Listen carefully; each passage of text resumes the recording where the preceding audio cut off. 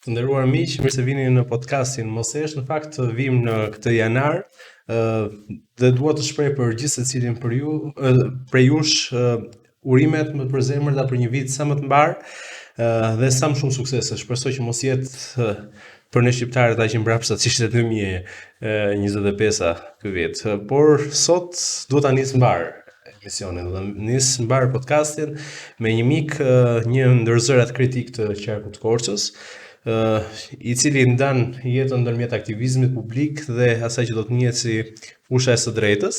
Bëhet fjalë për avokat Esmerald Gjafën, kënaqësi që të kam sot në studio.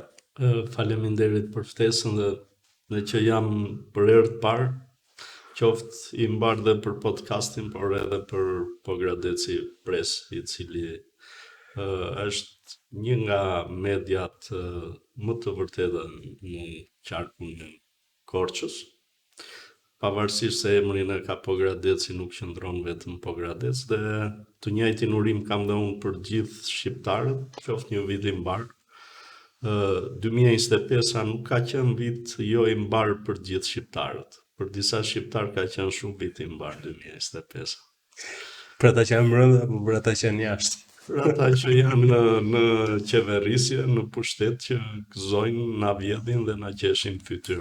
Ja, pikërisht prandaj do më duhet dikush që të nisë emisionin në këtë lloj mënyre, pra me shumë zjarr për këtë janar. Njëri që flet pavarësisht vështirësive që mund të hasësh në një qark. Ata që diskutuan pak më herët, Esmerald, thamë që zërat janë duke u limituar në këtë qarkun tonë, duke u paksuar zërat kritik. Fatkeqësisht ne kemi pak zëra të cilët veprojnë, por kritik kemi plot pafund që bëjnë kundërshtime nëpër Facebook, në rrjetet sociale, shkruajnë. Por fjala pa reagim ngjelet thjesht fjalë dhe kurse si nuk mund të sjelli atë për të cilën ne kemi nevojë. Që ne të fillojmë të ndërgjegjësohemi, që nuk ka rëndësi se kush drejton dhe kush nuk drejton. Nuk ka rëndësi në qoftë se i përket të njëjtave bindje politike me ne, apo i përket bindjeve të ndryshme, pasi në fundit partitë politike janë asgjë tjetër veç se një grupim njerëzish që i bashkojnë interesat dhe idetë e tyre politike, të cilat janë të përbashkëta. Por e përbashkëta më e madhe për ne është Shqipëria, e përbashkëta më e madhe për ne është qarku ku jetojmë, Korça, Pogradeci, Kolonja, Devolli, Maliqi, pasi ne duke qenë vende lokale nuk mund të pretendojmë që të bëjmë reagime për gjithë Shqipërinë. Ja, shiko, se do doja që të vendosja fokus vetëm në një pikë. Kur flasim për çështje reagimesh, ju jeni një ndër ata njerëz që nuk keni lënë vetëm tek reagimi publik. Keni marrë dhe nisma të tjera. Prandaj e thash që ne kemi shumë njerëz që flasin për rrjetet sociale, por kemi pak njerëz të cilët reagojnë realisht. Dhe kurse si një inat apo një reagim në rrjet social nuk mund të sjellë atë qëllim apo atë të mirë për të mirën e përgjithshme për të cilën ne flasim. Ju keni ngritur një problem para disa kohësh, nuk është se është i vetmi problem, në qoftë se do t'i them, pasi unë kam bërë një kallëzim për cilin në këto momente nuk dua që ta diskutoj, pasi është në fazën e hetimit dhe unë jam pyetur dhe kam dhënë shpjegime të tjera shtesë në lidhje me atë kallëzim, kështu që pa folur prokuroria dhe gjykata kam vendosur të mos reagoj. Pasi unë detyrën time si qytetare kam bërë. Tani përket institucioneve të tjera për t'i dhënë të drejtë atyre apo për të dhënë të drejtë mua. Tek çështja unë nuk do të tyf, do ta respektoj patjetër këtë vendim, por çfarë shtyn Esmeraldin që të ndërmarrë aksione publike, aksione qytetare? Sepse ne jemi mësuar të paktën në qarqe të vogla, siç është qarku i Korçës, me qytete të vogla, njerëzit o kanë një interes, o në shumë pak raste janë të sinqertë me kauzat publike. I rrezikohet jeta e tyre, i rrezikohet e ardhmja e fëmijëve, janë pak njerëz ta që kuptojnë. Çfarë të shtyn konkretisht që të ndërmarrësh një gjë që nuk po e ndërmarrin as Partia Demokratike, as në një parti tjetër e vogël apo e madhe këtu në qark? Nuk është se ka ndonjë shtytje. Një njeri i cili është rritur i lirë, nuk është i varur në ide dhe në veprime nga se dhe një njeri i cili nuk i ka borx askujt në jetën e tij. Nuk ka frikë që të flasi dhe të veprojë. Ata pastaj të cilët i kanë gjunahe për të larë, pasi i kanë rënë dikujt qafë, e kanë shitur veten diku dhe nuk kanë të drejtë të flasin. Të drejtë kanë, po atyre ju duket sikur në qoftë se dikush i ka bërë një nder një herë në jetën e tij, ai duhet ta paguajë për gjithë jetën atë nder, edhe kur tjetri vazhdon dhe abuzon me detyrën, ai nuk duhet flasi sepse dikur X-i apo Y-i i ka bërë një nder. Fatkeqësisht ne jemi në një gjendje shumë kritike si vend dhe si shoqëri, pasi të gjithë ata të cilët nuk pajtohen me këtë realitet, nuk kanë vendosur të reagojnë, por kanë vendosur të ikin dhe të largohen nga ky vend. Dhe kjo është e keqja më e madhe që mund t'i ndodhi një vendi që të vritet shpresa. Të vritet shpresat e rinia, të vritet shpresat e mosha më vitale e një shoqërie dhe e një shteti. Dhe më pas ne të shohim ëndra me sy hapur sikur jetojmë në një botë tjetër paralele ku realiteti është shumë i mirë. Ti shohësh qytetet tona janë poshtë. Korça, pavarësisht statistikave të censusit, ne shumë mirë e dim se si bëhen statistikat në vendin tonë dhe nuk ka gjëra për të diskutuar. Realiteti është krejt ndryshe. Korça nuk ka më shumë se 30.000 banor. Po themi ja maksimumi 32-33.000, më shumë nuk ka. Po Gradeci gjithashtu ka rënje të numrit popullsisë. Numri dhe rënja e numrit popullsisë duket edhe në pjesën e universiteteve. Ikja e popullsisë nuk është se vetëm iku Armandi nga Shqipëria, iku Esmeraldi, iku X-i, iku Y-i. Ikjet prishin edhe sjellin pasoja në gjithë jetën shoqërore, që nga marketet, që nga dyqanet e lagjeve, që nga berberanat, që nga kafenet, që te karburant, dhe çdo gjë tjetër. Pra duke u paksuar numri popullsisë, normalisht që do kemi dhe qytetet do argëtojnë të ardhura më pak, dhe nuk zgjidhet rritja e të ardhurave duke rritur barr për qytetarët. Sa herë në vendimet e Këshillit Bashkiak kur diskutohet projekt buxheti në qarkun tonë, çdo vit rritet çmimi i ujit. Absolutisht, është një tendencë e frikshme. Rritet çmimi i ujit, ndërkohë që punojësit, po marr një shembull të rritet edhe numri punojësve. Të ujësjellësit të Korçës, punojësit e atij ujësjellësi paguhen me rroga që të gjithë ne do t'i kishim zili. Një jurist e ujësjellësi i Korçës paguhet 1.800.000 lekë në muaj.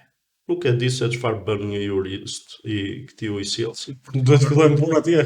Për të mos nisur, janë vendet zema, sepse atje punojnë gratë dhe bashkëshortët e atyre të cilët punojnë në bashki. Edhe jo, ajo është e mërshme. Kjo është gjëja më e keqe. Unë i kam kërkuar dikur zyrtarisht bashkisë për të më vënë në dispozicion borderotë e punojësve. Të gjitha bashkitë bëjnë një lojë fjalësh për të mbuluar zullumet e tyre, pasi shumë prej atyre të cilët marrin rrogat në administratë si të punësuar, as nuk jetojnë në qark. Janë azilant, po, mund të jenë edhe në Gjermani. Po, bashkia na shfaqet sikur është e hapur me publikun.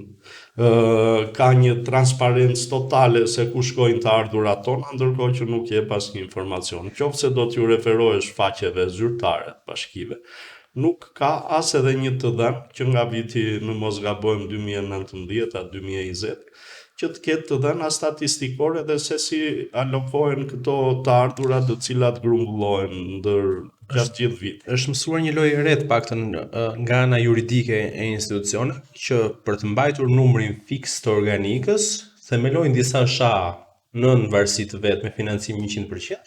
Dhe fusin punojësit e tjerë.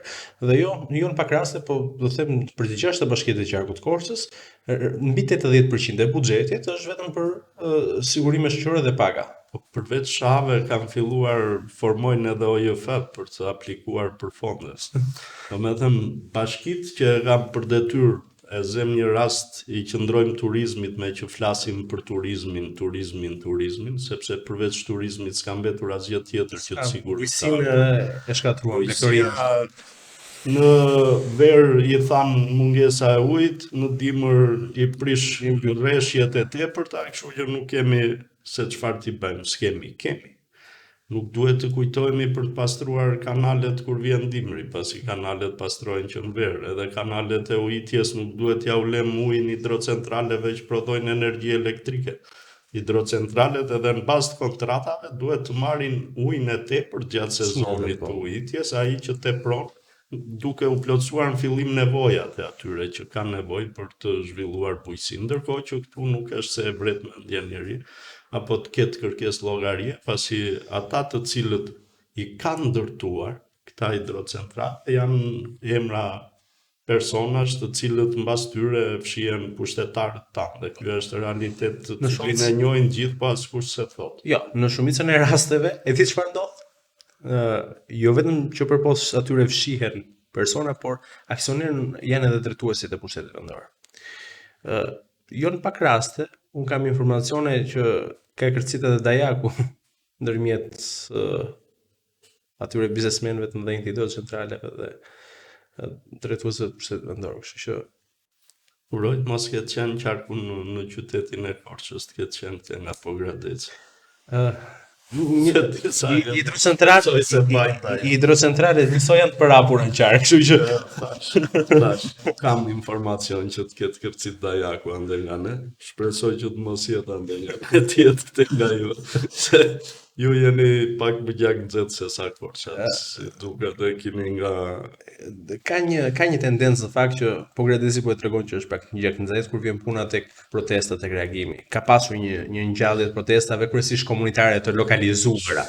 Akoma jo të përhapur. Faktikisht në qark nuk është se jam vetëm unë i vetmi i cili e ngre zërin, edhe ti, është Arbërmale, është Lazioni në Korçë. Po, është vërtet.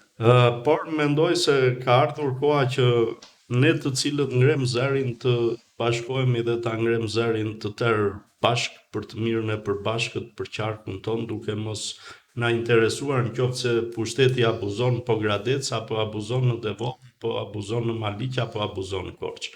Pasi ne jemi një qark aq i vogël sa i gjithë zhvillimi dhe politikat e këtyre drejtuesve të bashkive duhet të shihen si një e tërë dhe jo të veçuara nga njëra tjetra, sepse duke u vepruar në këtë lloj mënyre nuk sjell një zhvillim. Në qoftë se Korça nuk mendojnë që të zhvillohet bashkë me Pogradecin, është e humbur dhe Korça. Nuk kanë asnjë tendencë deri në këtë moment që zhvillohen në mënyrë të njëtrajtshme. Kemi bërë disa takime që ngelen thjesht takime. Bëjmë ca foto, ja u dërgojmë donatorëve dhe kaq përfundon më pas historia. Kjo është e keqja që ndërkombëtarët hedhin lek, ne lekët i prishim, i bëjmë rruçe kumba dhe nuk i çojmë aty ku duhet të shkojnë, apo që të kenë një impakt në shoqëri.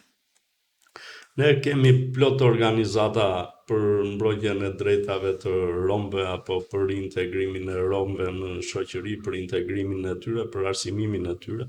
Janë hedhur lek pafund dhe përsëri është e njëjta situatë me këtë komunitet romët egjiptian, që janë shtresa më në nevojë se sa shtresa tjetër, ndërkohë që ne kemi fshatra të tërë, të cilët janë më në nevojë se romë, por askush nuk flet, askush nuk jep kontribut, se Korça e Pogradeci nuk janë vetëm brenda qytetit.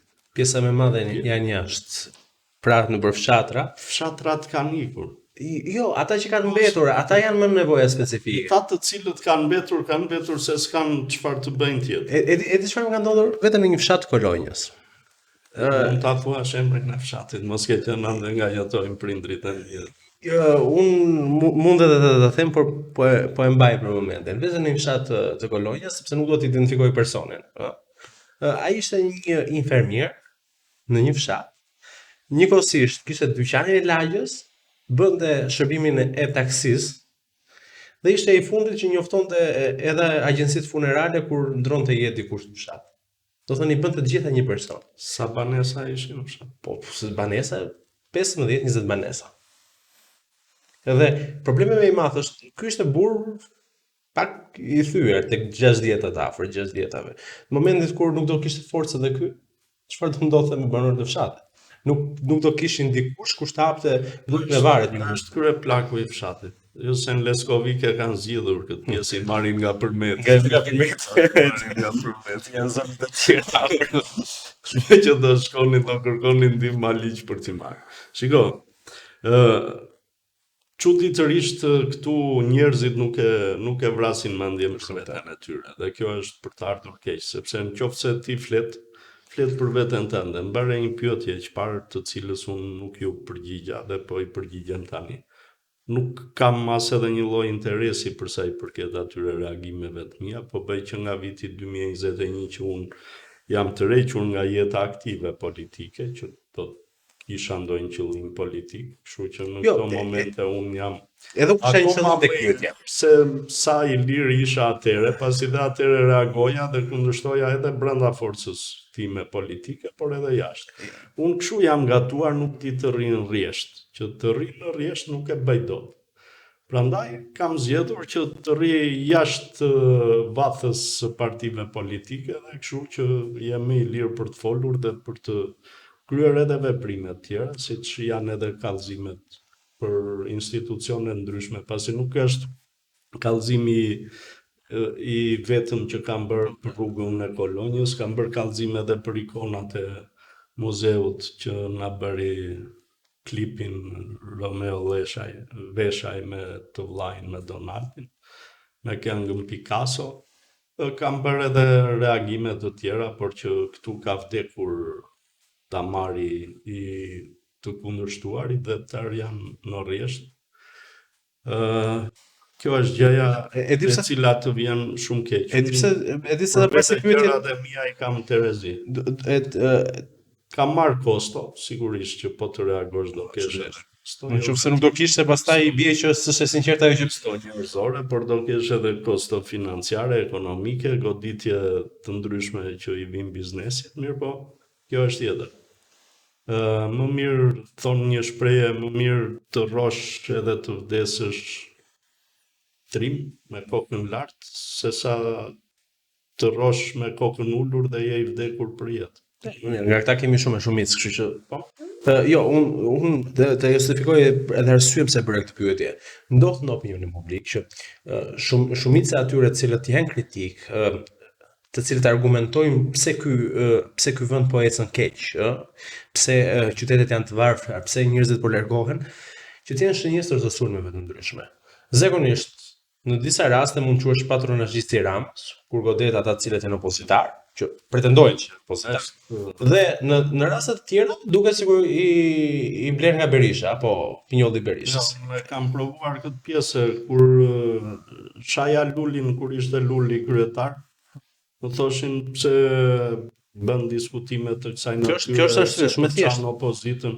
Pastaj kur Luli doli tradhtar dhe e shpallën tërë tradhtar. Që nxormi që tek Berishës.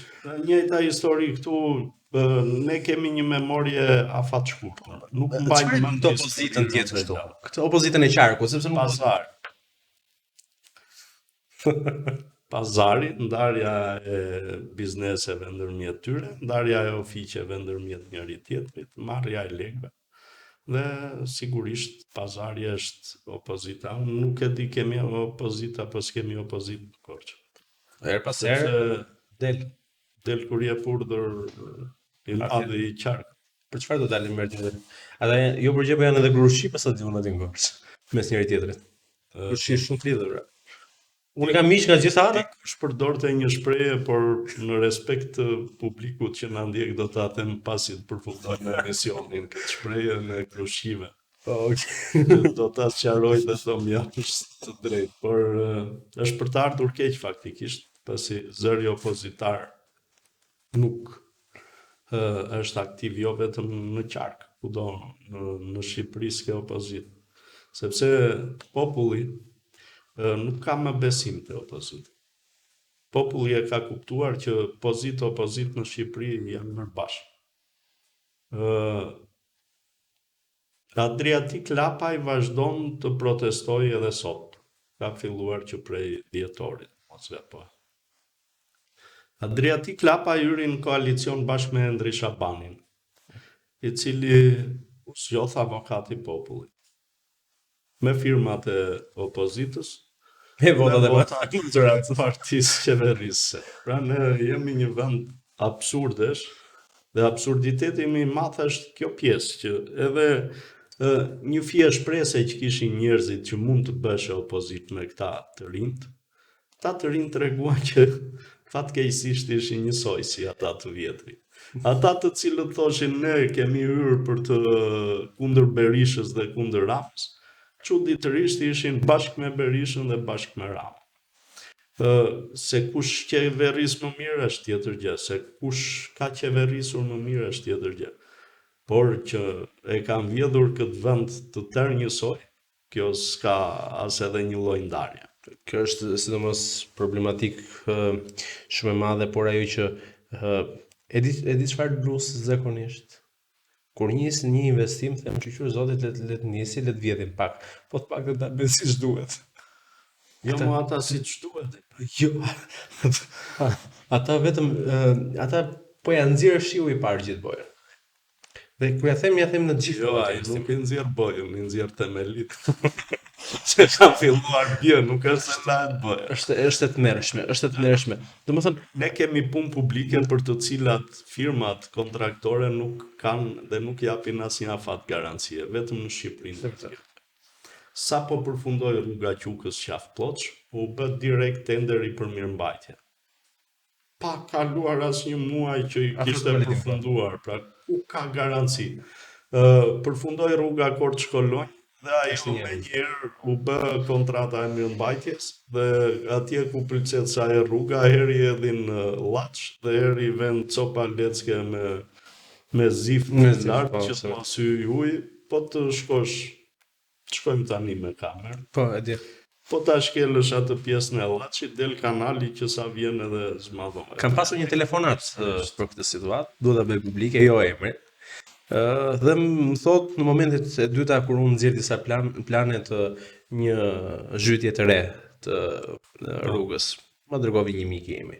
Dhe thot në një moment caktuar dikush thot, "Armand, ti ke nxjerr si lajm këtë?" Po. Është një lajm që ka interes publik sepse është një investim i cili ka dalë nga xhepat e qytetarëve dhe për më tepër rrezikon jetën e qytetarëve. Tha, "Do të lutem mos e vazhdosh më, tha, se do të ndjek penalisht." Tha. Do të ndjekin penalisht, tha, për një arsye, tha, se ne kemi lënë, tha, që ajo, tha, të zer vend, tha, do ta mbushim prapë me stres tjetër sipër. Pas ka qenë presion. Ka stili re. Nuk e di, megjithëse për mendimin tim aty kam fshehur dhe krimin kam fshehur provat në ngjarjen e parë. Po jam i hapur të shkoj edhe në gjykat. Nëse ajo ka tjetër histori, thash unë Jo, që ti rikthesh, por çudia e di ku është Armando që mbasi u bë kallëzimi asaj rruge dhe që u trumbetua sikur ajo rrugë po bëhej me fondet e firmës. Çuditërisht arrësheja firmës i ka marrë fond prej 4 milionë euro. Ati 4 milionë euro për ato punime që na ushitën dhe i ushitën publikut sikur firma i kishte Është e vërtet. Rreth një muaj e pak më vonë, si kam edhe praktikën. Problemi më i madh është ajo po ndodh atje, edhe disi ishte më forta. Kam qenë ditën e dieshme në Tushemisht. Aty ka një investim shumë interesant me tiku 58 kamera në 1.2 kilometra, kryesisht kamera TPZ, inteligjente shumë të lartë. Dhe kanë filluar disa të dëmtohen si pasojë përplasjes mjetës. Si stolat inteligjent të Vlorës. Paka shumë është e njëjta situata dhe më e forta kur kishin vajtur të kontrollonin provat për sa i përket kush e ka thyer këtë kamerë, përgjegjësit nuk kishin vajtur të përdorin ato 57 të tjerat, por kishin vajtur në ambientet përballë të sekuestronin kamerat e sigurisë. Është sigurt që s'punojnë. Kaq, nuk punon asnjëra. Do të thënë këta po hedhin para për një gjë që është jo funksionale. Shiko, ne i qëndrojmë më shumë pamjes se sa objektit të brendshëm. Edhe pamja është jo logjike. Ne nuk merremi për të arritur dhe realizuar qëllimin, ne merremi thjesht me fasadë. Dhe mirë e bëjnë me këtë popull i cili nuk ngrihet njëherë për veten e tij. Mirë bëjnë dhe mirë vazhdojnë të bëjnë që vjedhin edhe vazhdojnë Jo, vjedhin. unë në fakt kam një artikull në dorë aktualisht, po një investigim të gjatë, për sa i përket një investimi publik në Korçë, inkubatorit biznesit, tek zona e ish uzinës në hyrje. Është një investim i cili ka kushtuar afër diku në 700-800 milion lek. Tregu, ajo që në afërsi. Treg gjuhën popullore. Jo, përse pjesë është një objekt i veçantë, që supozon të krijonte startupe e shumë gjëra të Se tjera. kishim dhe një projekt tjetër në Korçë që martaniteti do ishte për pjesën Po tani e është bërë shpimit të inkubatori i dytë ky. turizmit dhe është bërë hotel. Po pra. Vetëm në vend që shteti konkuron privatin me të njëjtat Dhe ju vetëm kaq. Në vitin kur është prokuruar, ka qenë me procedurë të mbyllur, jo me prokurim të hapur, siç është sot. Nga një autoritet tjetër, pra ka qenë bashkia e cila hapte prokurimin. Dhe problemi më i madh është se sot nuk gjendet asnjë lloj dokumentacioni në lidhje me këtë. Ma pranon bashkia, thotë nuk kemi asnjë lloj dokumentacioni, as kontratë, asnjë lloj gjëje. Po lekët i kanë marrë. S'e di, po ti për këtë nuk flasim dot ne. Do të flasim drejtësi. Jo, firma e cila Ka alokuar gjitha fondet, gjitha gjërat, vetëm dokumenta në arkivin e bashkisë nuk ekziston. E këtu çfarë ndodh? Do të thënë vjedhje kaq flagrante, unë nuk e di. Shiko, do ketë ndonjë problem atje, se janë shtuar mint, nga që s'ka mace, kemi vetëm qenë. Edhe mint do kenë dokumentat, kanë ngrënë letra. Se nuk bën laki që të humbasin letra në bashkit tonë. Në asnjë institucion, këto janë shpifje. Unë jam i gatshëm sot që të nxjerr publikisht dokumentacionin dhe përgjigjen zyrtarit të institucionit. Dhe mbaj përgjegjësi penale për këtë. Shiko, mirë do bësh ta lexoj publiku, sepse unë jam mësuar me këto realitete, por populli thotë që janë në një realitet krejt tjetër dhe nuk ka lidhje me këto që ne themi. Ne të cilët flasim sepse ne duam vendin tonë dhe duam më të mirën e vendit, prandaj flasim dhe diskutojmë. E kam gati materiale dhe thot, përgjigje zyrtare thot, këto janë të vetmet të dhënat gjendura në lidhje me procedurat e prokurimit për projektin fjalë. Ju bëm me dije se aktualisht nuk disponohen kopje të kontratave apo preventive përkatës në arkivin e institucionit për investimin në fjalë. Ma je pak pritur se ti je shumë dasha keq. Ja. Ti je shumë dasha keq. Shiko. Më s'dëm vetëm një dhëmë publike që unë kam publike. Të drejt kam, sepse data e nënshkrimit të kontratës ka qenë 9/1/2015. Dhe po ti referohemi ligjit për arkivën, 10 vjet kanë të drejtë që ti mbajnë në arkiv. Ti kur ti e ke bërë shkresën 31/10/2025, kështu që këta kishin drejtë të mbanin deri në 9/1/2025. Qenë jashtë afatë. Fakt vlera pas ka qenë një çike e vogël. Jo, vetëm gjitha. Mund t'i lexon, unë do t'i lexoj, kështu që le të vazhdo. Të më kallëzojnë mua. S'ka problem, unë i gatshëm jam. Vlera e kontratës pas ka qenë 53 milion e 46.956 lekë. Do të thënë 500 milion lekë. Kjo duhet ta dish që është vlera pa TVSH, sepse duhet t'i shtojmë dhe 20% TVSH. Na bën një llogari sa del. Mos më ngatronë llogaritë, do ka ta ndisem si lule. I bie gati rreth 700 milion lekë. Pa llogaritur edhe elementet e tjera shtesë. Si Bashkimi i Shoqërive Xhengo SHPK dhe si Maku SHPK. Po. Janë kompani që vazhdimisht marrin tender. Disponojnë kopje të kontratave dhe preventivave përkatëse. Çudi e madhe. Çudi. Projekti për krijimin e inkubatorit, po Agjencia për Zhvillimin Rajonal ARZ për mbështetur trajnime dhe asistencë. Nuk ditë këtë dhënë një gjë të tillë gjatë periudhës 2016-2017. Dhe është tepër subjektive, nuk e kuptoj domethënë çfarë ka ndodhur. Është një agjenci fantazm e cila është themeluar vetëm për këtë gjë. Dhe mund të ftoj të shkosh edhe çik më poshtë. Di që objekti që ndron prej 2021-shit i mbyllur fare? Po jo, ne kemi dhe qendrën është zyra aty për informacion turistik, Infopointi, dhe ka vite që qendron e mbyllur, ndërkohë që unë i kam kërkuar bashkisë për ta marrë me qera. Tu ushtronja të njëjtin funksion edhe për shkak të aktivitetit tim në fushën e turizmit dhe nuk më kanë kthyer përgjigje. Tani po bëhet një hotel i ri, ndodhet lart, ai që njihet si Polidies. Po ka pamje më të bukur aty, është i Për shkak se rrethuar me kisha. çdo klasë që supozohet që do jetë klasë universiteti ka tualet. Shiko, këto janë Ma jep avokato ta tërgojmë të lezetshme me këto që thua ti që çdo klas ka tualet është më të mirë të studentit dhe nxënësve. Se nuk është nevoja që nxënësi të shkëputet nga klasa të shkojë deri në fund korridorit për të vajtur në tualet kur e kanë klasë. Problemi është që ku do t'i gjejmë studentët. Kjo është çështja. Se kemi patur studentë kanë mbetur, këto që kemi kanë mbetur bosh sepse të gjithë njerëzit kanë ikur dhe s'besoj se ndonjëri ka ndërmend të kthehet me këtë situatë në cilën. Absolutisht. Secili shef atë situatën, tregun e punës, mundësitë e barabarta, situatën e shëndetësisë, situatën ekonomike. Shëndetësia shumë e mirë. Kur unë kam vajtur në një fshat Po ti ngelen për fshatra mor, për rrion qytet çat duhet. Po dikush do të dali, përdesë nuk dalin kryetarët e bashkive, do të dalim edhe ne tjerët. Dhe më thot bëj një për shpopullimin, një kronikë të ngjashme dhe më thot dikush thot po ti do jetoje atje? Nuk do jetoje sepse nuk i kanë çuar mundësitë e barabarta një qytetari për të jetuar atje. Ja kanë pamundsuar jetesën në zona të tilla. Dhe unë ndjej keqardhje kur shoh njerëz që po vdesin dhe po dekompozohen sepse nuk ka dikush tjetër që ti.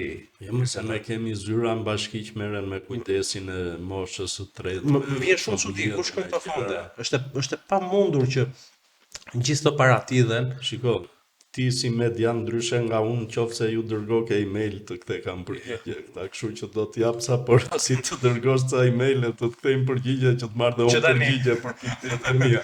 Që tani. Prandaj na kanë ngelur kështu.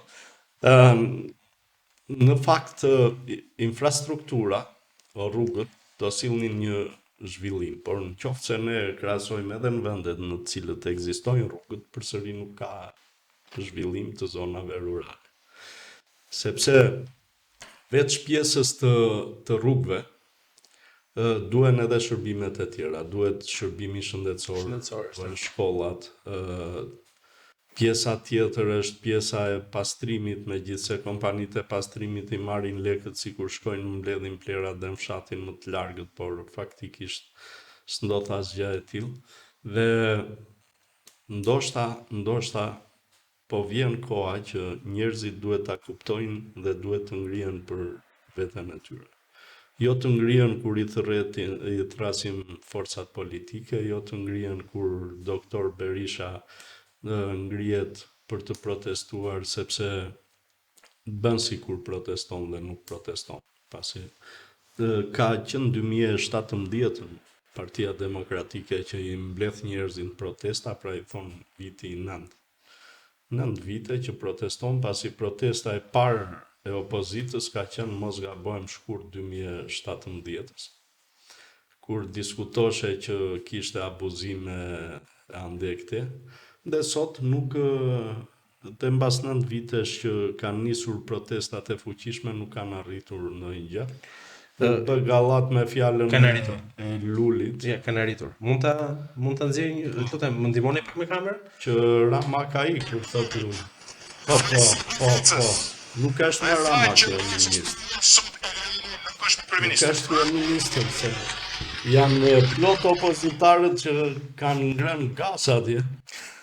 Ju kanë qarë sytë, kanë ngrënë edhe dajak, janë dhirë edhe në për komisariate për këtë teatrin politik që luajnë këta. Luli, doktori, edhe të tjerët me shumë. Kam një keqardhje. Kam një keqardhje që ky popull po strapatsohet duke i punkurisë çdo ditë. Është zgjedhje është zgjedhje faj gjithmonë. Sigurisht populli e ka faj. Sigurisht populli e ka faj. Sepse populli është ai i cili duhet që të rriti kërkesën e llogarisë ndaj atyre që qeverisin vendin. Qoftë pushtetit vendor, qoftë edhe pushtetit qendror. Populli e ka fajin sepse populli nuk del edhe të kërkojë të drejtat e tij. Populli e ka fajin sepse populli asnjëherë nuk ka dalë që t'ju kërkojë llogari për vjedhjet që ka një teori çfarë po ndodh. Paguajnë edhe çdo gjë tjetër.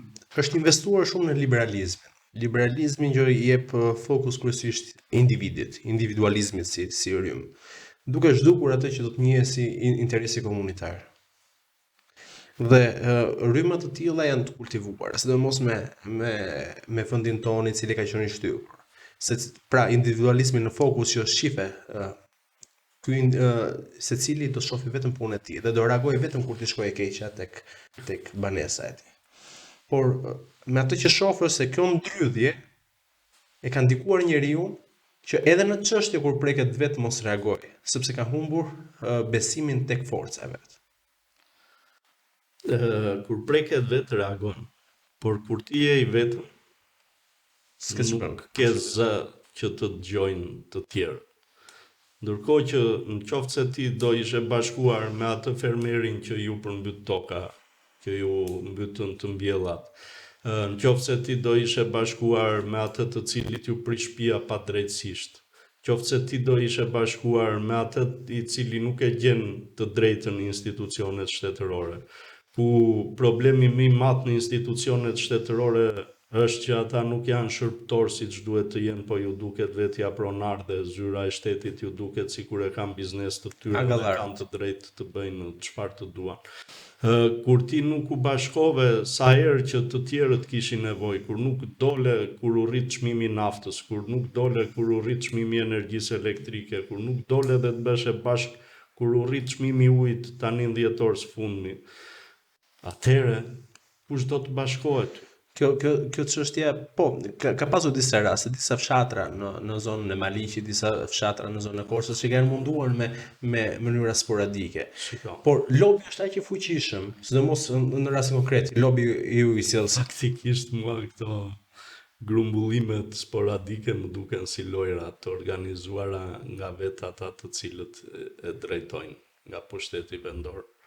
Kryesisht nga disa gazetarë të qarkut që bëjnë si kur bëjnë opozit, që faktikisht kjo është për të ardhur keq pasi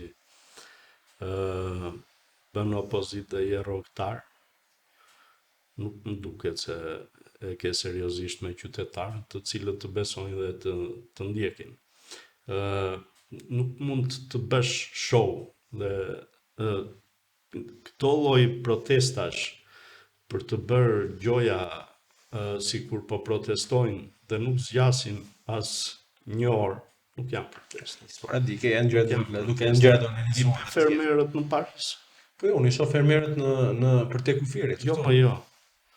Këta kanë vite që protestojnë, po them se çfarë u bën në Paris. Parisi është kryeqyteti një nga shteteve më të fuqishme të Bashkimit Evropian sot për sot, dhe fermerët kur u rritën çmimet, vajtën atje dhe e kthyen përmbys. Është e vërtet. Nuk doli ndonjë forcë që thoshte që fermerët s'kan drejt. Nuk u arrestua ndonjëri. Ti e di që sa herë mblidhen protestues dhe bllokojnë rrugët, procedohen nga policia sepse e quajnë si vepër penale bllokim rrugë dhe nis procedimi për gjithë protestuesët. Sepse ne nuk u ngritëm që të reagonim kur u bën ndryshimet në kodin penal dhe që grumbullimet e njerëzve të kriminalizoshe dhe të qushe vepër penale bllokimi i rrugës. Ku do protestosh ti? Qoftë se nuk bllokon rrugën, qoftë se ti nuk sjell një pasojë që të vështirësosh apo të ngresh zërin dhe të sjellësh një pasojë dhe një reagim qytetar, ku do protestosh në Facebook? Tu mira, Protesto dhe protesto sa dus. Ne bëjmë gallat, po të zakonisht unë i shoh këto postimet dhe çuditërisht njerëzit fillojnë dhe bëhen opozitar kur s'kan ç'bëjnë.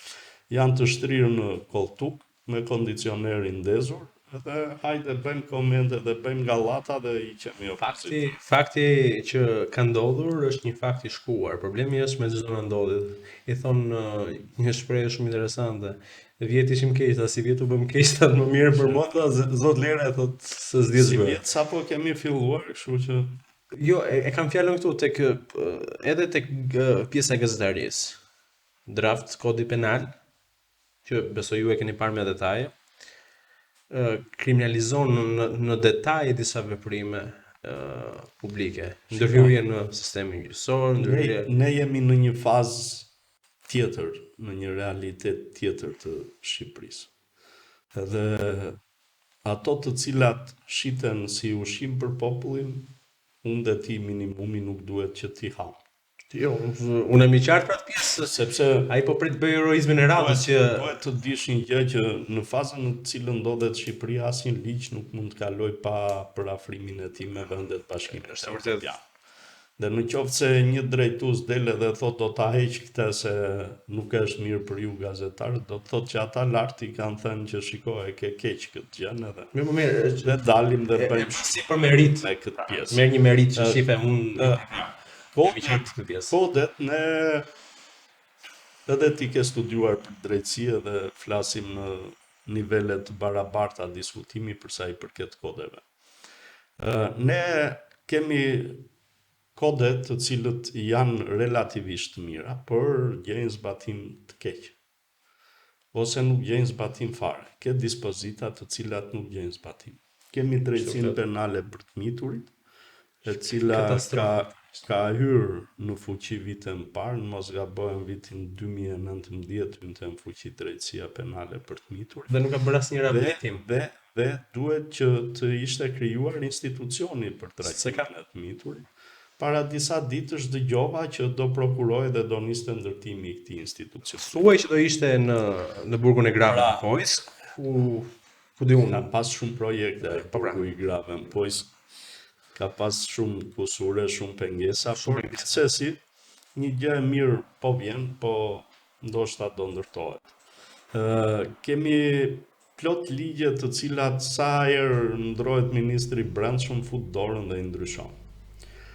Kemi pjesën e armbajtjes, kemi pjesën e shkeljes të rregullave qarkullimit rrugor. Ka një gjithçka. Ata nuk synojnë, nuk synojnë thënë shpesh parimet retributive. Nuk paksohet kriminaliteti duke rritur ndëshkimin. Ndëshkimin, absolutisht. Asnjëherë nuk ka të bëjë kjo. Në qoftë se ti ke një polic i cili nuk jep informacion në komisariat sepse do shitet nga drejtuesi i komisariatit tek ata të cilët janë rrugëve, të cilët mbajnë armë, të cilët shesin drogë.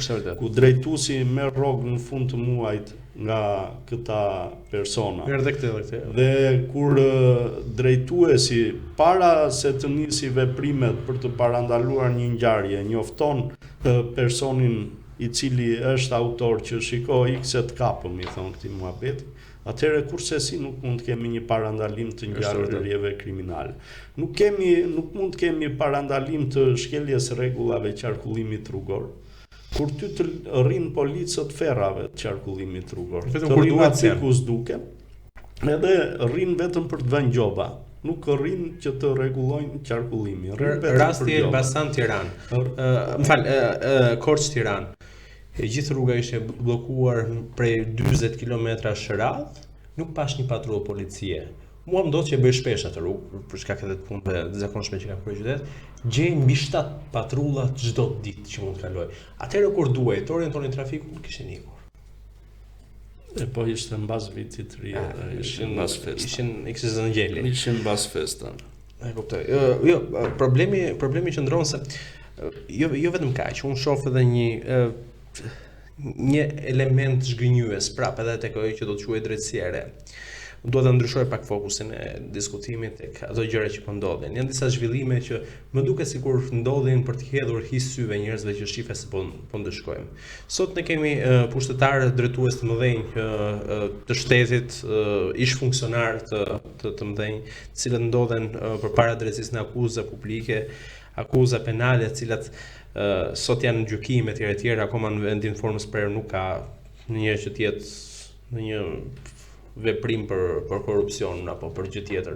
Kryesisht për shpërdorim të tyre janë pjesa më e madhe e procedimeve të ngritura që po bëhet sikur po dënohen dhe në fund fare po gëzojnë përsëri pasurinë.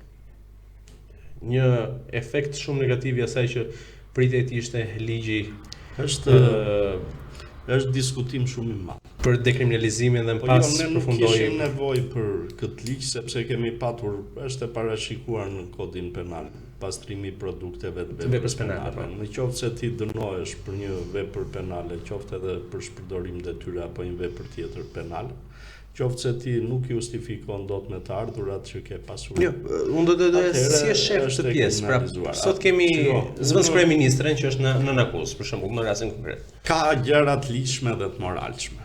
Ka gjëra dhe të paligjshme dhe të pamoralshme. Ka dhe gjëra të paligjshme dhe të pamoralshme. Ligjet kur hartohen mbajnë parasysh një sjellje normale të individit ndaj ligjit dhe ndaj qytetarit. Mbajnë parasysh një individ i cili është i moralshëm dhe i përgjegjshëm për veprimet të cilat ai kryen. Dhe më përpara ka patur persona të cilët janë proceduar, se u ktheva një çik serioz në këtë pjesë, janë proceduar për shpërdorim detyre, por minimumi kanë dhënë dorëheqjen. Nuk ka qenë nevoja që të kërkojë shkarkimi i tyre, por që në momentin që ata ishin të dyshuar, jepnin dorëheqjen dhe toshin. Ke plot raste. Është rasti Iliru Smajlit, në qoftë se e mban mend. Iliru Smajli ka qenë ministër drejtësie në kohën kur ka dhënë dorëheqjen, sepse i vllai i Ilirit kishte fituar një tender. Për gjë kaq të vogël, i vllai. Është i moralshëm dhe është një person i cili për mua gëzon respektin maksimal në të gjitha detyrat të cilat ai ka kryer dhe ka mbajtur. Nuk ndodh sot. Sot nuk ndodh kjo gjë. Sot jo vetëm duhet të shkatërrosh qeveria me këtë gjë. Ore, jo vetëm që nuk merren me pjesën e vëllezërve dhe të afërmve që fitojnë tendera. Këta sot i organizojnë tenderat vetë, kanë krijuar operator ekonomik të cilët hynë në garë dhe këta i fitojnë tenderat, edhe pastaj këto lek të cilat i marrin, se vlerën e caktojnë sa t'ju doj kokra e qefit, se vetë janë, ju duket sikur i kanë lekët e tyre, jo se janë lekët tona. Edhe kredit që merr qeveria i paguajmë ne, si paguajnë as ministrat, as kryeministri. Nëse dikush do të dalë përballë, përfundon bagazh të makinës. Dhe këta i mbajnë të gjitha. Jemi në një situatë shumë të vështirë që duke ndenjur nuk kemi zgjidhje. Duke mos reaguar nuk kemi zgjidhje. Unë nuk shoh drita atyre. Po dritat do vinë dritat. Shpresoj që mos jenë me të orarin e vjetër. Se më përpara për fushata thoshin çdo fushat do kemi ujë drita 24 orë. Paktën tani dritat i sollën 24 orë, ka ngelur ujë s'kemi 24 orë, po do vi dhe ujë 24 orë. Do kemi edhe ca fushata të tjera që të ezaurojmë si nuk është çështje vetëm e fushatave. Është çështje kërkesës llogarisë. Unë kam vënë re që gjithmonë qeverit të cilat kanë probleme të rënda në funksionimin e tyre, njerëzit të përdor një shprehje që nuk duhet ta përdor, po fatkeqësisht më vjen shpreha e dur në mend, i ndërsejnë kundër sistemit drejtësisë. Edhe në qoftë se do t'i referohemi atij gjyqtarit të ndjerë që u vra në sallën e gjykimit, cili ishte fillesa zanafilla e problemit. Ishte pushteti. Që i kishte dhënë të njëjtën pronë dy palë personave. Dhe njeriu nuk vajti që të vriste atë të cilit i kishte bërë këtë zarar dhe këtë lojë, vajti vrau gjyqtarin, sepse aty është i gjithë pika fundore. Sistemi gjyqësor nuk është faji i sistemit gjyqësor. Sistemi gjyqësor në cilin bën pjesë edhe prokuroria. Pasi të gjitha prokurorit po ta shohësh dhe në emërtim quhen prokurorit pranë gjykatës së shkallës parë të jurisdiksionit përgjithshëm apo të apelit apo të gjykatës posaçme. Faj kanë, sepse në qoftë se do kishin vepruar me kohë ndaj këtyre që kanë vjedhur vendin e tyre, që kur ishin prokuror dhe drejtues prokurorie, kush abuzonte të vije para drejtësisë të nxirrte të gjitha ato që kishte bërë, sot ne kemi këta që thonë sistemi i drejtësisë është i korruptuar, shikoj si jetojnë ata, po veten e shohin si jetojnë. Jo. I ke parë deputetët tanë? Jo, nuk i shoh, vërtet me thënë, se sa marrin mandatin ikin. Ne jemi qarku me deputetët më të varfër. Sepse tek lista prej 10 deputetësh që merrnin bonus qeraje, ne kishin 4 deputetë. Edhe nga qeverisja, edhe nga opozita. I bëj thirrje një 2-3 Të organizatave. hapim një GoFundMe për të siguruar të ardhurat. Kam një mendim më ndryshe për këtë pjesë. Nga një palë shtëpi në Tiranë. Kam një mendim më ndryshe. Janë disa organizata humanitare në qark që aktivizohen vetëm kur duhet. Vetëm kur jo duhen le. Jo, që janë me lidhje pak politike. Mendoj që këto organizata mund të japin zgjedhje këtyre. Mos janë lidhje politike, janë lidhje të pushtetit vendor. Po prapë, lidhje politike. Dhe organizatat OJF që kanë qenë, Gjoja Tuaja, Dorka, si për shembull, drejtuesët i kanë ish punonjës bashkisë. Kështu që këtyre i bëj thirrje që mundet që të japin ndonjë gjë, se gjuna po thonë. Kjo është një nga elementet që unë e lut shpesh që të japi. Në fakt, unë si e sheh vazhdimsinë e këtyre çështjeve të mëdha, çështjeve të nxehta. Sot për mendimin tim Spaku po bën një, unë nuk jam askush që ta gjykoj, por po bën një gabim taktik në hetimin e çështjeve. Pasi merret me çështje të vjetra dhe nuk merret me hetimin në kohë të çështjeve të cilat janë aktuale dhe të cilat sjellin pasojë. Pret që të vjetërohen pak. Për shembull, kemi çështje të tjera. Kallëzimi të cilin unë kisha bërë më përpara ka nisur dhe po merren pyetjen 2025 në bazë 2 vitesh mbasi ishte bërë kallëzimi, pra nuk kemi një efektivitet të këtyre hetimeve. Nuk kemi një aktualitet pasi humbet aktualiteti. Në qoftë se çështjet merren, zvarriten edhe gjykohen, pastaj humbet aktualiteti. Dhe rritet zullumi. Të gjithë ata të cilët janë dënuar për shkelje barazisë në tendera, pak kanë bërë burg, ca e kanë shlyer me kohën e paraburgimit, shumica janë dënuar me kusht, apo punë interes publik dhe kaq mbaroi historia. Dispozita e cila duhet që të ndryshohet në kodin penal është dispozita e shkeljes barazisë në tendera. Është një dispozitë e cila ka kohë dhe nuk është aktuale për gjendjen ekonomike në të cilën jeton vendi. Ka një absurditet ndërmjet këtyre dispozitave, pasi një person i cili i ka marrë dikujt më shumë se 10.000 euro, quhet vepër penale mashtrimi me pasoja të rënda. Një person i cili ka shkelur barazin në tendera me qindra mijëra euro, dënohet me kusht. Ky është budalliku më i madh në Republikën e Shqipërisë, pse nuk e ndryshojnë, nuk ju intereson. Sepse me votat që ka sot forca politike që qeveris vendin, ndryshon çfarë ti doj kokra e qefit. Qoftë se ka vullnet për ta bërë këtë. Jo, erdhi para zgjedhjeve dhe tha që do bëj lëvizje, do heq njerëzit cilët janë të përfolur, do bëj ndryshime radikale, do marr njerëz të cilët kanë punuar dhe punojnë për vendin. Mirë, edhe drejtorat me rokati bërisën. Jemi gati 1 vit. S'ka lëviz në Kors, mbaj mend këtë lëviz drejtor, po të kenë lëviz këte nga Pogradeci. Jo, këte as në bashki. Po, sepse kanë lëvizur drejtorat. Drejtorat vazhdojnë. Kemi drejtora që janë nga 17 vjet drejtora dhe përsëri.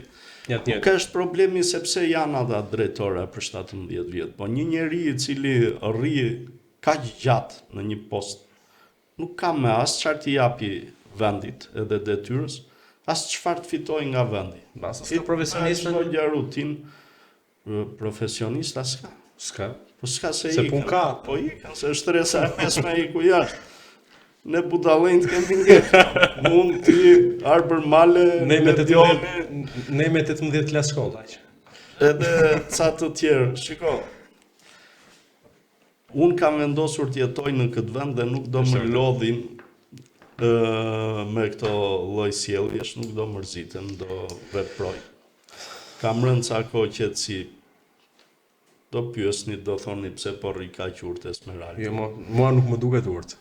Jo, malla, po. Periudha e reflektimi dhe periudhat e reflektimit sidomos të shkruara janë shumë të rëndësishme për njerëzit. Shiko, njeriu kupton që kjo që po bëj është e dur apo s'është e dur. Besoj që përderisa koha po tregon që po të jep të drejtë, besoj që është e duhura. Dhe mendoj që koha është ilaçi më i mirë për të na treguar çdo gjë, por ama ka vetëm diçka. Ti japim kohës kohë. Ka vetëm diçka. Pasi kemi zahuruar kohën, nuk mund ta kthejmë dot pas për të thënë pastaj që ç'bërëm që nuk reaguam që më herët. Gjërat duhen thënë dhe duhen bërë në kohën e dur. Ka qenë një diskutim me një ish prokurore, e cila u shkarkua dhe aktualisht është në sistem, pasi e ktheu gjykata e Strasburgut detyrë. Dhe ishim në një konferencë për pjesën penale. Dhe bën një referim shumë të bukur në lidhje me ligjin e operacionit Forca e Ligjit që ishte i 2020, akti normativ numër 1 i vitit 2020. Dhe ishte kundër atij akti normativ, jepte shkaqet sepse shkelje të drejtave të njeriut, shkelje të ligjeve të tjera që binden kundërshtim. Ligjin për prokurorin dhe kur përfundon, i bëj një pyetje unë, i them qoftë se do ishe prokurore, do kishe këtë qëndrim. Se atëherë filloi punonte avokate dhe ishte e barabartë me ne avokatët. Ne avokatët na shohin edhe populli si e keqja më e madhe e sistemit. Pasi ne s'kemi në dorë as të ngrem akuzë, as të japim vendime gjyqësore. Ne kemi ju mundësisht mbajeni mirë me ne kemi në dorë të mbajeni mirë brenda sallave të gjyqeve se mund përfundoni të arrestuar në një ditë. Për ato që thonë. Do fillojmë të armatosemi mbas asaj që ndodhi dhe është e drejtë që duhet të armatosemi sepse njerëzit e kanë humbur logjikën. Mund të vi dikush me armë siç i vajte një kolega stuaj në Korçë, kështu që. Po armën po ta kesh në brez, pastaj buj rum kush e shkrepi pari, se dy duar për një kokë janë, po nëse ai vjen me armë ti je me stilo laps, s'ke se çfarë ti bësh vëlla. Në fundit do mbrosh jetën tënde, do mbrosh familjen tënde. Se dyert e burgut hapen, të varrit nuk hapen. Edhe ka qenë një me lekën, Lek Dukagjinin. Prap jemi në fushën e drejtësisë. Kur bëri këtë kanunin Lek Dukagjini, edhe kishte shkruajtur në një nen të tij që nëse ty të del hasmi përpara, ti nuk duhet të kthehesh nga rruga, duhet të vazhdosh rrugën ose të vrasi ose ta vrasësh. Edhe i del hasmi Lekës përpara, qëndron Leka pak kthen kalin dhe pyet ai ndihmësi, o Lekta, ti tha ke shkruajtur që kur del hasmi duhet të vazhdosh rrugën drejt. Shiko tha, më mirë të thonë kthesa ai Lekës se sa të thonë varri i Lekës. Unë e përdor shpesh një shprehje, drejtësia thonë se është si punë e gjarprit që ka fshon gjithmonë këmbët janë zbathur, jo automatizme.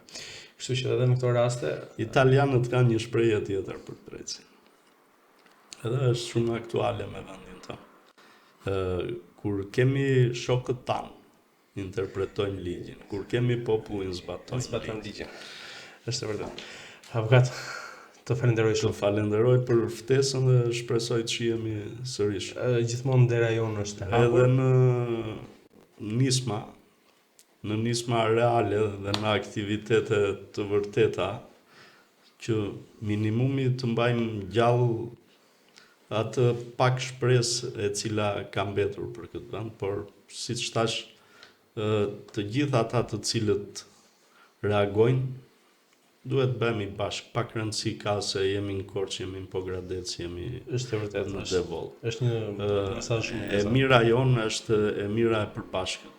Dhe le të mblidhemi një herë për të kërkuar të drejtat tona lokale, duke mos menduar për interesat e mëdha. Ndryshimi nis nga vetja jonë. Qoftë se ne duam diçka ndryshe, duhet ta kërkojmë një herë te vetja, të veprojmë ndryshe me veten tonë. Pastaj të nisim dhe të kërkojmë llogari të tjerë dhe atyre që na drejtojnë normalisht, ata kanë detyrë që të na japin llogari. Nuk është se është ndonjë gjë tjetër. Këtu shohim abuzime nga më të ndryshmet. Këtu shohim një indiferencë totale të administratave në lidhje me fatkeqësitë njerëzore që ndodhin. Çuditërisht kur po vija për këtu tek ty, pash një postim të kryetarit të Bashkisë Pogradec. Një postim që ishin mbjell 50 rrënjë arra në Çrravë. Edhe të shifje banderola, kameramanët, media, fotografët, besoj se bëjnë shumë herë më shumë lekë se sa ato 50 arra që A i lexua donatorin? ishte një organizat, po shiko, do pyes një djalë që shet arra për të ditur çmimin e saktë të rrënjës arrës për të bërë llogarinë. Jo, flasja, ishte investim donacioni. Po pra, po, dakord ishte, Donacioni edhe pse ishte donacion, Po. them të tëra ato që bashkia shpenzoi, nuk justifikojnë atë për të cilën nuk bën. Sepse shpenzimet për kamerat, punëtorët, çdo gjë tjetër, 50 rrënjë arra. Të paktën ti kenë mbjell në ndonjë vend që ka ujë të zihen, që të mos na thahen deri vitin që vjen. Shpresoj të përgjigjet, ky është shumë i zënë. Okej, po e bën telefonatën live. Jo, live që ta kemi, që mos ja fusim kot. Në qoftë se gabojmë, ti themi dhe më fal se kishim gabim. Kështu që të jetë një Është real. Përgjigjet. S'ka gjë. Jo, do ta bëj. do ta gjejmë. Ja e sekond se do ta bëj. Do kërkoj tek ChatGPT-ja Sa kushton një rrënjë arre? Nuk një kushton më film? shumë se 450 lek, 500 lek. Ja, po mendohet se ky mendohet pak më shumë se çmimet e zakonshme. Do të thonë fidani i zakonshëm 500 deri në 800 lek. I shartuar 1200 deri në 2000 lek. Kështu që Thash 50 rrënjë herë 500 lek. disa kosto që Llogarit le ti bëjmë vetë qytetar. Një pyetje për ty, se pyetje, okay. edhe që jemi në podcast, Okej. bashkë diskutim. Më thuaj. Ato kamerat që kishe postuar para ca kohësh që u referova edhe pak. Çfarë shohin? Çfarë mbikëqyrin dhe pse janë vendosur ashtu? Do të Cili është qëllimi? Do të filloj nga fundi. Duke shkuar, pyes një zotëri pak të thyer në moshë, thash për çfarë mundet? Pak me provokim normale, tha. Kemi frikë ta mos na vi Jugosllavi. Dhe prandaj kanë vënë e para. Dhe e dyta, në perceptimin tim ato kamera thjesht do ruajnë njëra tjetrën. Dhe në fund fare nuk do përfitohet asnjë informacion apo diçka tjetër. Saktësoj që aktualisht nuk ka asnjë kull kontrolli për sa i përket tyre. Pra janë jo aktive dhe s'dihet kur do funksionojnë. Me 58 kamera, sipas të gjithë komunikimeve që kam pasur me ekspert, më mbulosh gjithë Pogradecin në atë gjë do të quaj Smart City. Në qoftë se pamjet filmikes do t'i fshinin zyrtarët në përzyrat e tyre kur kishte ngjarje kriminale. Kamerat më të madhe, ju kujtohet një operacion që ndodhi për heqjen e kamerave? Po, Vetë ridheshin në treg këto. pse u shitën prapë. Nuk dëgjoj, s'ta gjë drejtë. Jo, nuk shet policia tani kamera. Po mirë, okay, do e flas. Thjesht ato ju janë kthyer njerëzve për t'i rimarr përsëri, sepse ishte ndonjë procedim që vazhdoi. Kështu që unë do të falenderoj për Të falenderoj shumë. ne jemi fiks në limitet e kohës. Ti mbar. Është kënaqësi gjithmonë që mundemi me pak vështirësi, por që të gjejmë zërat që janë realisht dobishëm për komunitetin, kritik për çështje të caktuara, por për më tepër jo vetëm kritik, por që mbrojnë interesat komunitare.